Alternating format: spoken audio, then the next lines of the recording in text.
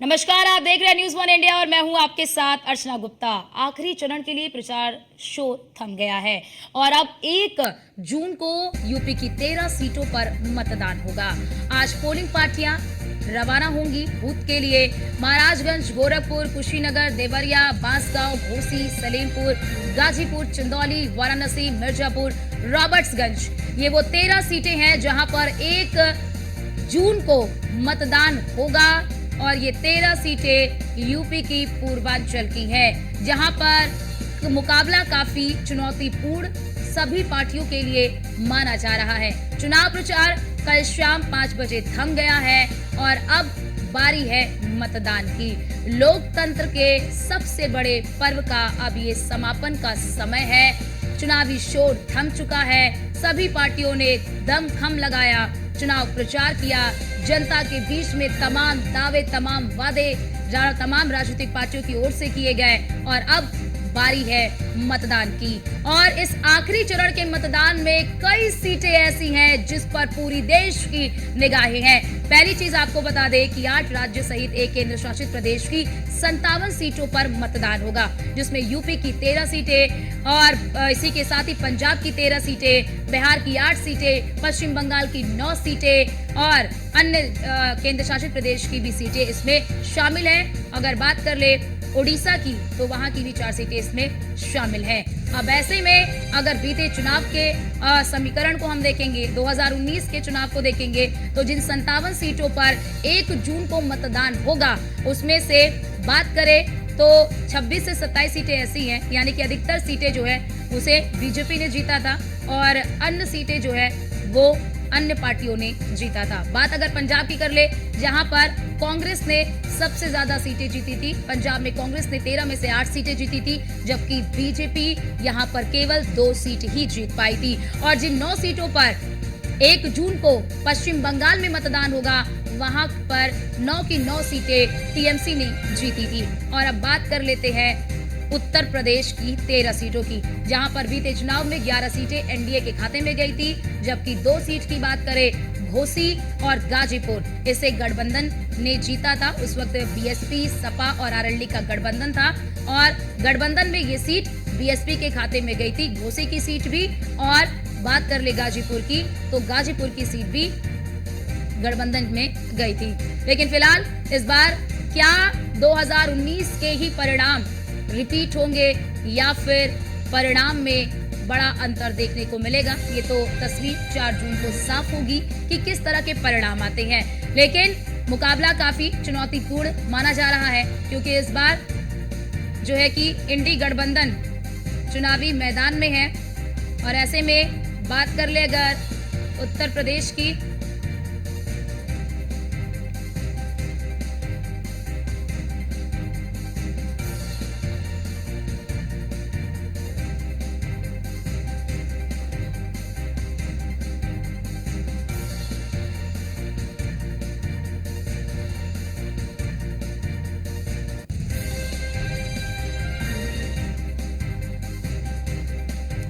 और हमारे साथ हमारे संवाददाता जुड़ चुके हैं। डीके यादव कुशीनगर से हमारे साथ जुड़ चुके हैं और हरेंद्र दुबे संवाददाता गोरखपुर से भी हमारे साथ जुड़ चुके हैं, जो आपको तमाम जानकारी देंगे कि इन 13 सीटों के क्या है समीकरण। खास तौर से बात अगर गोरखपुर की कर ले तो गोरखपुर का मिजाज किस तरह का चल रहा है, यहाँ पर तमाम मुद्दे किस तरह के हैं, किस तरह से लोग यहाँ पर मतदान को लेकर उत्साहित नजर आ रहे हैं, क्या मतदाताओं को लुभाने में, बताने में तमाम राजनीतिक पार्टियां सफल हो पाई हैं या नहीं हो पाई हैं। फिलहाल ये तो 4 जून को पता चलेगा, लेकिन हमारे तमाम संवाददाता भी हमारे साथ जुड़ चुके हैं। रुक कर लेती हूं हरेंद्र का, जो कि गोरखपुर से हैं।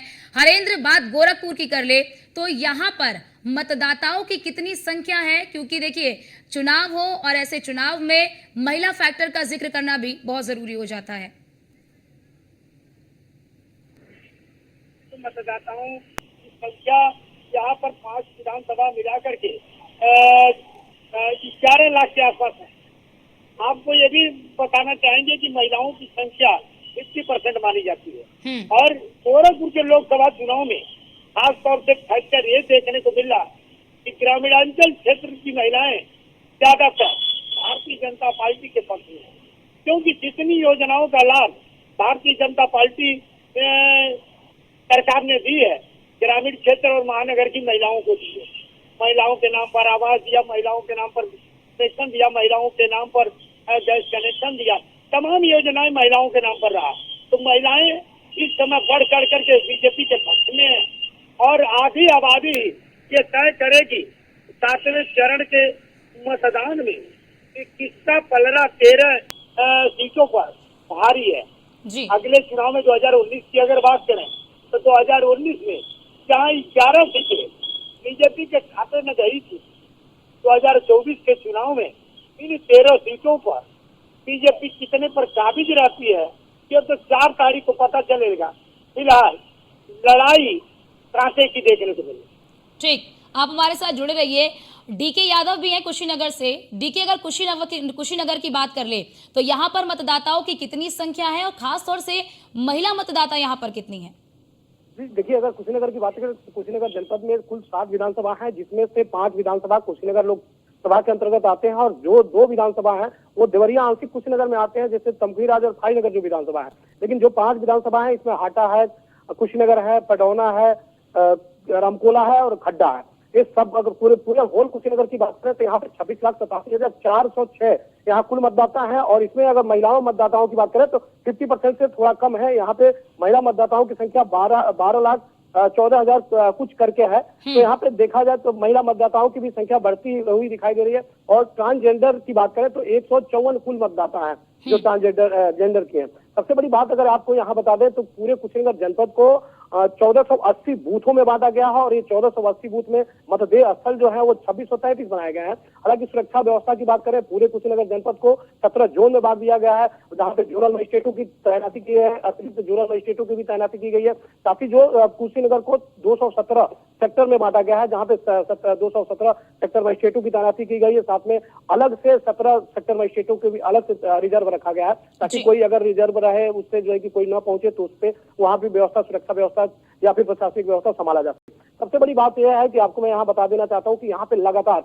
2014 से लेकर और 2024 तक लगातार 2 बार लोकसभा के चुनाव हुए, कुशीनगर में भी हुए, देवरिया में भी हुए, लेकिन लगातार भारतीय जनता पार्टी की यहाँ पे जो है कि सांसद देखने को मिले हैं। कुशीनगर में भी 2 बार से 2014 में भी भारतीय जनता पार्टी के सांसद रहे, 2019 में भी भारतीय जनता पार्टी के सांसद रहे, देवरिया में भी 2014 में भी मोदी का लहर देखने को मिला, 2014 में भारतीय जनता पार्टी के सांसद रहे, 2019 में भी भारतीय जनता पार्टी के सांसद रहे। लेकिन इस बार अब देखना यह होगा कि 2024 में क्या होता है, क्योंकि जनता को विकास चाहिए, जनता को नौकरी चाहिए। आम कई समस्याएं हैं जो जनता के सामने अब आ रही है। सबसे बड़ी समस्या तो यह है कि जनता को उनकी समस्या को सुनने वाला कोई नहीं है, क्योंकि सांसद जी लोग जीत के जाते हैं और वह एक बार सब 4.5 साल बाद आते हैं।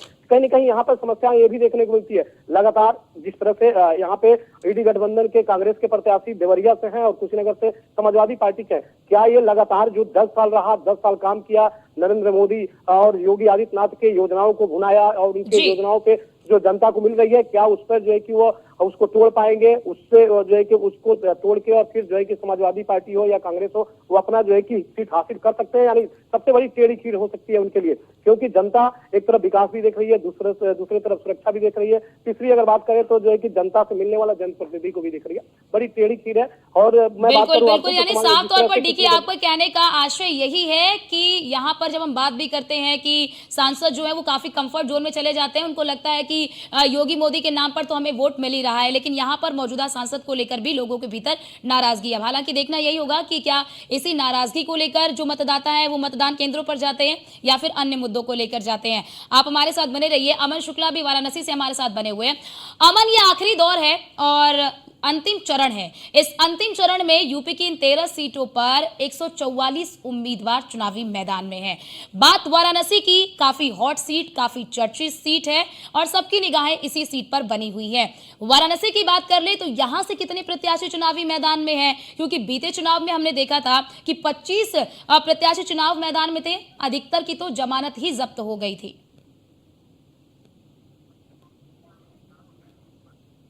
और कहीं ना कहीं यहाँ से टोटल 7 प्रत्याशी है और जिसमें से कि 2 अहम माने जा रहे हैं, जो कि प्रधानमंत्री नरेंद्र मोदी खुद है भारतीय जनता पार्टी से तीसरी बार चुनाव लड़ने के लिए, और उसके बाद एनडीए गठबंधन से जो है अजय राय।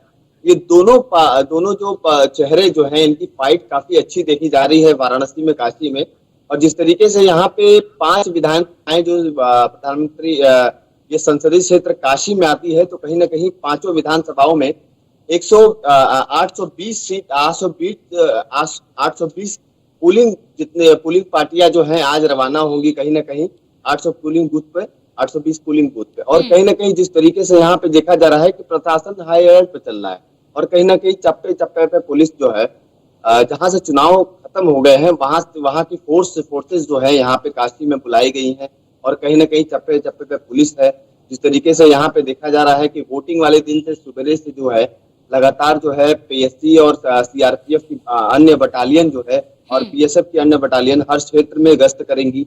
और कहीं ना कहीं जिस तरीके से यहाँ पे देखा जा रहा है कि जिला प्रशासन द्वारा यहाँ अनाउंसमेंट करा के और हर चीज करा के अपना मत खाली ना जाने दे, ऐसा जो विज्ञापन है वो लोग चलवा रहे हैं और कहीं ना कहीं नए वोटर्स को जागरूक कर रहे हैं। जिस तरीके से जिला प्रशासन द्वारा नई मुहिम चलाई गई है, लिखवाया जा रहा है, बच्चों को समझाया जा रहा है जो नए वोटर्स हैं, तो कहीं ना कहीं दिलचस्प रहेगा इन 13 सीटों पे उत्तर प्रदेश की देखने के लिए चुनाव। और कहीं ना कहीं काशी की पूरी जनता जो है देखना बनता है। जी हरेंद्र, बात कर ले अगर गोरखपुर की, तो देखिए हमेशा से एक मुद्दा रहता है, बीजेपी के लिए भी एक कमजोर कड़ी मानी जाती है कि राष्ट्रीय स्तर पर तो मजबूत चेहरे हैं लेकिन स्थानीय स्तर पर जो क्षेत्रीय नेता होते हैं उसकी कमी बीजेपी को कहीं ना कहीं चुनौती पेश करती है। अगर बात गोरखपुर की कर ले तो रवि किशन को गोरखपुर की जनता कितना अपना पाई है? क्या गोरखपुर में ये स्थानीय वर्सेस बाहरी का, क्या ये भी एक मुद्दा आपने देखा है जमीन पर?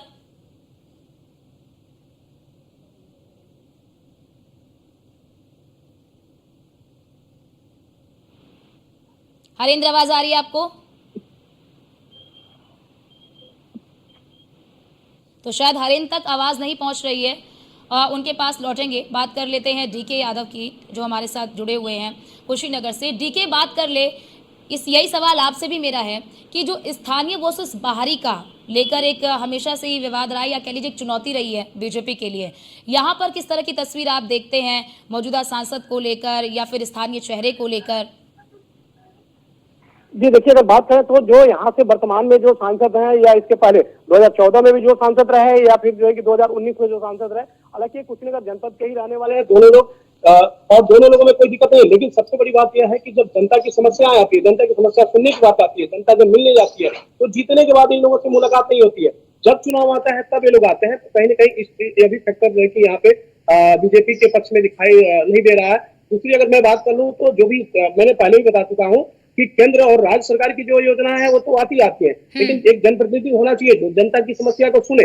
लेकिन इस तरह की कोई जो है कि यहाँ पे समस्या सुनने वाला नहीं रहता है भारतीय जनता पार्टी की तरफ से। तो इवन मैं आपको बता दूं तो बहुत से ऐसे कार्यकर्ता हैं जो दबी जुबान वो बोलते हैं कि उनकी भी समस्या नहीं सुनी जाती है, चाहे थाना हो, तहसील हो या फिर अन्य ऑफिस हो, उनकी समस्या नहीं। इसको देखते हुए भी पहले भी बताया गया है कि कार्यकर्ता कहीं ना कहीं नाराज है। हालांकि इसको लेकर तमाम तरह की जनसभाएं भी की गई, रोड शो भी किया गया है कल तक। और इससे अब कितना ये वोटर जो है कि या फिर उनके जो भारतीय जनता पार्टी के कार्यकर्ता हैं उतना उनके पक्ष में आते हैं नहीं आते हैं ये तो खैर पता चलेगा और जब 4 जून को मतगणना होगा तब पता चलेगा। लेकिन सबसे बड़ी बात है जनता अब ये चाह रही है कि उसे विकास चाहिए, उसे नौकरी चाहिए, उसे हर सुख सुविधा चाहिए जिससे जो है कि आम जनता उसे ग्रहण कर सके। सबसे बड़ी बात है महंगाई, कुशीनगर में महंगाई को लेकर भी जनता कहीं ना कहीं नाराज है। तो कुशीनगर का मुख्य मुद्दा क्या है? क्या पलायन, रोजगार, महंगाई, क्या ये यहाँ का मुख्य मुद्दा है?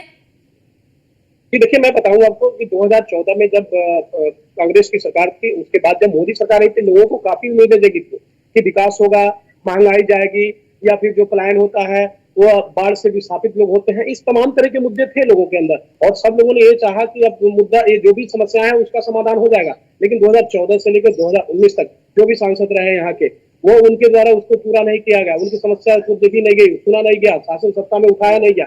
इसको लेकर जनता ने जो है कि फिर एक बार जब 19 में लोकसभा का चुनाव हुआ तो फिर स्थानीय चेहरा होने की वजह से विजय दुबे को भी लोगों ने वोट दिया। हालांकि योगी जी के काफी करीबी माने जाते हैं विजय दुबे। इस चीज को देखते हुए लोगों ने यहाँ पे वोट दिया। लेकिन ये दूसरे कार्यकाल में भी जनता की समस्या को नहीं सुनी गई और जनता की समस्या को सुनने के बाद तो अलग जनता से सुनने की बात नहीं की गई।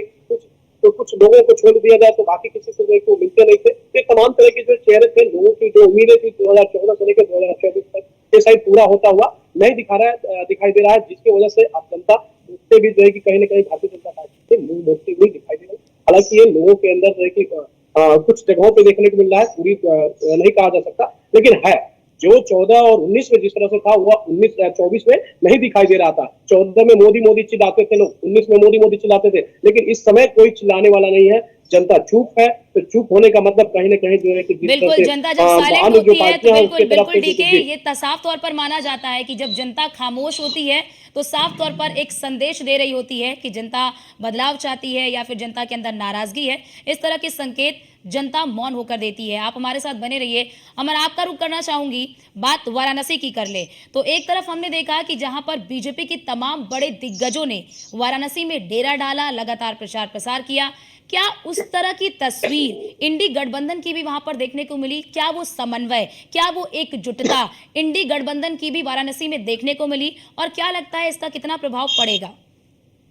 बिल्कुल, देखिए बता रहे हैं आपको कि 50-50 फाइट यहाँ पे माना जा रहा है। जैसे कि काशी की जनता और हम लोग जैसे ग्राउंड जीरो पे हम लोग काम कर रहे हैं, ग्राउंड जीरो पे हम लोग उतर के बात कर रहे हैं, और कहीं ना कहीं जिस तरीके से यहाँ पे देखा जा रहा है कि 50-50 का बताया जा रहा है, अल्पसंख्यक वोट माना जा रहा है कि पूरा इस बार जो है अजय राय को जाएगा कहीं ना कहीं, क्योंकि बुनकर समाज और जो अल्पसंख्यक समाज जितने भी हैं वो इस समय जो है भारतीय जनता पार्टी से काफी नाराज नजर आ रहे हैं।